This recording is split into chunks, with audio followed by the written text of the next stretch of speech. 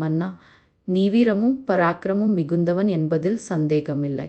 ஒரு மன்னனுக்கு வீரமும் பராக்கிரமும் எவ்வளவு தேவை என்று உன்னை பார்த்தாலே அறிந்து கொள்ளலாம். ஆனால் அறிவில் சிறந்தவர்கள் என்று கருதப்படுபவர்கள் சிலருக்கு இந்த சாதாரண உண்மை புலப்படுவதில்லை. அவர்களுடைய தவறான ஆலோசனைகளினால் நாட்டிற்கே பெரிய தீங்கு உண்டாகக்கூடும். அத்தகைய அறிவிற்சிறந்த ஒருவரின் கதையை கூறுகிறேன் கேள்வி என்று கதை சொல்லலாயிற்று. மன்னர் சுதட்சிணர் ஆட்சி காலத்தில் நாட்டில் சுபிட்சம் நிலவியது. மக்கள் மனநிறைவுடன் வாழ்க்கை நடத்தினார். ஆனால் மன்னருக்கு வாரிசு இல்லாதது ஒரு பெருங்குறையாக இருந்தது.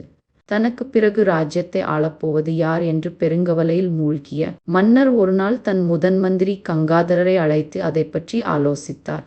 அதற்கு மந்திரி, பிரபு, எனக்கு ஒரு யோசனை தோன்றுகிறது. நமது தலைநகரில் உள்ள குருகுலத்தில் வித்யாசாகர் அவர்கள் பல க்ஷத்திரிய மாணவர்களுக்கு வில்வித்தை, வாட்போர், மல்யுத்தம் ஆகியவற்றையும் இராஜாங்க நிர்வாகத்தையும் போர்த்தந்திரங்களையும் கற்பித்து வருகிறார். அவரிடம் சென்றால் நம் ராஜ்யத்தின் எதிர்கால வாரிசை நாம் தேர்ந்தெடுக்கலாம் என்றார். மன்னருக்கு அது சரியான யோசனை என்று தோன்றவே இருவரும் மறுநாளே குருகுலத்திற்கு சென்று வித்யாசாகரை சந்தித்து தாங்கள் வந்த காரியத்தை பற்றி கூறினர். அதற்கு குரு வித்யாசாகர், மகாராஜா, நீங்கள் சரியான சமயத்தில்தான் வந்திருக்கிறீர்கள். விஜயதசமியொட்டி குருகுலத்தில் பல்வேறு போட்டிகள் நடைபெற உள்ளன. அந்த போட்டிகளை பார்வையிட்டால் உங்களுக்கு தேவையான வீரனை நீங்களே தேர்வு செய்து கொள்ள முடியும் என்றார். மறுநாள் போட்டியில் பங்கேற்ற 3 பேர் நீண்ட தூரம் பயணம் செல்ல வேண்டும் என குரு உத்தரவிட்டார். இதன்படி தங்கள் பயணத்தை தொடங்கிய 3 பேரும் 1 மாத பயணத்திற்கு பின் குருகுலத்திற்கு திரும்பினர். அவர்கள் திரும்பி வந்தபோது குருகுலத்தில் குரு வித்யாசாகருடன் மன்னரும் மந்திரியும் அமர்ந்திருந்தனர். அவர்களை வரவேற்ற குரு மூவரையும் ஒருவர் பின் ஒருவராக தங்கள் பயண அனுபவங்களை கூறும்படி சொன்னார். முதலில் முன்வந்த வில்வித்தை நிபுணனான ஜெயன், குருவே, நான் வடக்கு திசையை நோக்கி பயணமானேன். வழியில் எனக்கு எந்தவித தடங்களும் ஏற்படவில்லை. சென்ற இடங்களிலெல்லாம் மக்கள் மகிழ்ச்சியுடன் தென்பட்டனர். ஆனால் நம் ராஜ்யத்து எல்லையில் உள்ள காட்டு பிரதேசத்தில் நான் கண்ட காட்சி என்னை திடுக்கிடச் செய்தது. அங்கு சில இளைஞர்கள் இரகசியமாக ஆயுத பயிற்சி பெற்று கொண்டிருந்தனர். மறைந்திருந்து தாக்குவது, அரசாங்க ஆயுதங்களை திருடுவது, இரகசிய ஆயுத தயாரிப்பு இவற்றில் ஈடுபட்டிருந்த அந்த இளைஞர்கள் பக்கத்து ராஜ்யத்தை சேர்ந்தவர்கள். வறுமையில் வாடும் அந்த இளைஞர்களை யாரோ ஒருவன் சைகாட்டி அவ்வாறு ஆயுத பயிற்சி அளிப்பதை பார்த்தேன். நமது ராஜ்யத்தில் இவ்வாறு தீய சக்திகள் உருவாவதை பொறுக்க முடியாமல் இளைஞர்களுக்கு ஆயுத பயிற்சி அளித்து அவர்களை தவறான வழியில் ஈடுபடுத்த முயன்ற பயிற்சியாளனை அம்பெய்தி கொன்றுவிட்டேன். என்னுடைய கடமையை நிறைவேற்றியதற்காக பெருமைப்படுகிறேன் என்றான். அடுத்து வந்த விஜயன், நான் தென்திசை நோக்கி பயணம் சென்றேன். தென்திசை பகுதிகளில் சட்டம் ஒழுங்கு சரியான முறையில் இல்லை என்பதை அறிந்தேன். அங்குள்ள அரசாங்க அதிகாரிகள் மெத்தனமாக இருப்பதே இதற்கு காரணம் என்று அறிந்தேன். எங்கு பார்த்தாலும் வழிப்பறி கொள்ளைகள் நடந்து கொண்டிருந்தன. அங்கிருந்த இளைஞர்களுக்கு கொள்ளைக்காரர்களை எதிர்த்து போரிட தைரியம் இல்லை. அந்த நிலைமையை மாற்ற எண்ணிய நான் அங்கிருந்த இளைஞர்களை திரட்டி அவர்களுக்கு வாள் சண்டை கற்றுக் கொடுத்தேன். இப்போது அங்குள்ள இளைஞர்கள் எனது முயற்சியினால் வீரம் மிகுந்தவர்களாக மாறிவிட்டனர் என்றான். அடுத்து 3ஆமவன் கௌதமன் முன் வந்து, நான் கிழக்கு திசையில் பயணம் சென்றேன். ராஜ்யத்தின் கிழக்கு பகுதி சுபிட்சமாகவும் அமைதியாகவும் இருந்தது. அதனால் என்னுடைய போர்க்கலைகளை பயன்படுத்த வேண்டிய அவசியம் ஏற்படவில்லை.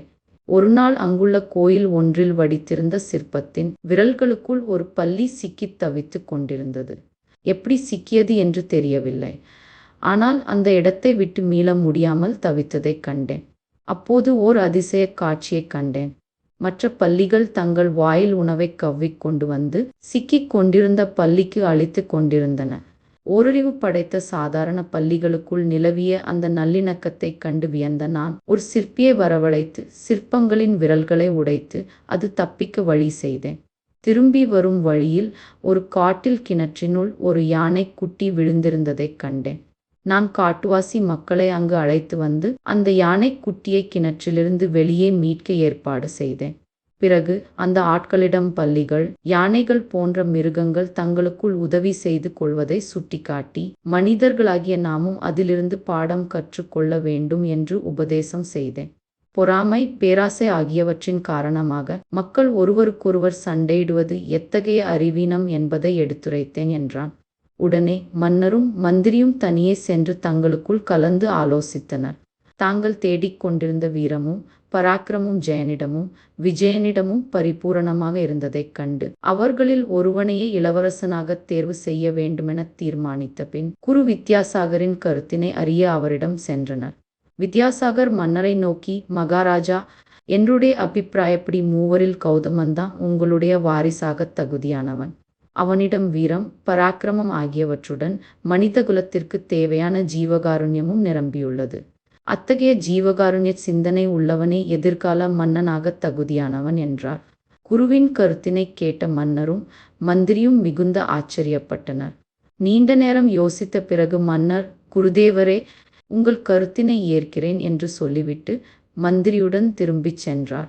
இந்த இடத்தில் கதையை நிறுத்திய வேதாளம், மன்னா, மிகவும் அறிவாளியான குரு வித்யாசாகர் சரியானபடி முடிவு செய்வார் என்று நம்பி அவரை மன்னர் அணுகியது எவ்வளவு தவறாகப் போயிற்று. வீரதீர சாகசங்கள் புரிந்த ஜெயனையும் விஜயனையும் ஒதுக்கிவிட்டு புத்தரைப் போல் ஜீவகாருண்யத்தை போதித்த கௌதமனை போய் யாராவது இளவரசனாக சிபாரிசு செய்வார்களா? இவை யாவும் தெரிந்தும் மன்னர் ஏன் குருவின் முடிவை ஏற்றுக்கொண்டார்? என் சந்தேகத்திற்கு விளக்கம் தெரிந்தும் நீ மௌனமாக இருந்தால் உன் தலை வெடித்து சுக்கு நூறாகும் என்றது. அதற்கு விக்கிரமன், அரசவை ஆட்சி பீடத்தில் அமரப்போகும் இளவரசனுக்கு வீரமும் பராக்கிரமும் தேவை என்பது மறுக்க முடியாத உண்மை. அதைத்தான் மன்னர் சுதர்ச்சினர் எதிர்பார்த்தார். ஆனால் அவை இரண்டும் மட்டும் இளவரசனிடமிருந்தால் போதாது. மன்னன் என்பவன் யார்? தன் குடிமக்களின் நலத்திற்காக அல்லும் பகலும் பாடுபடுபவனே மன்னன். சட்டம் அமைதியை நிலைநாட்ட எவ்வாறு வீரம் தேவையோ அவ்வாறு மக்களின் நலம் காக்க நெஞ்சில் ஈரமும் தேவை. ஜெயன் விஜயன் இருவரிடம் வீரத்தை மட்டுமே கண்ட குரு கௌதமனிடம் வீரத்துடன் ஜீவகாருண்யத்தையும் கண்டார். தங்களுக்குள் ஒற்றுமையின்றி சண்டையிடும் மக்களை நல்லிணக்கத்துடன் வாழ அன்புக்கரம் நீட்டுவதே மேல். நோய் வந்த பின் சிகிச்சை அளிப்பதை விட நோய் வருமுன் காப்பது சிறந்ததல்லவா?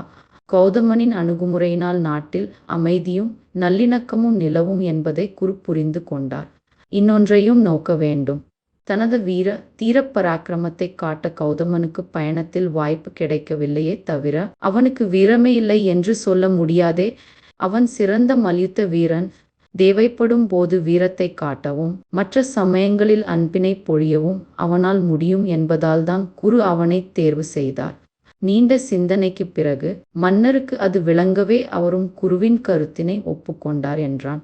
விக்கிரமனின் சரியான பதிலினால் அவன் மௌனம் கலையவே வேதாளம் மீண்டும் பறந்து சென்று முருங்கை மரத்தில் ஏறிக்கொண்டது.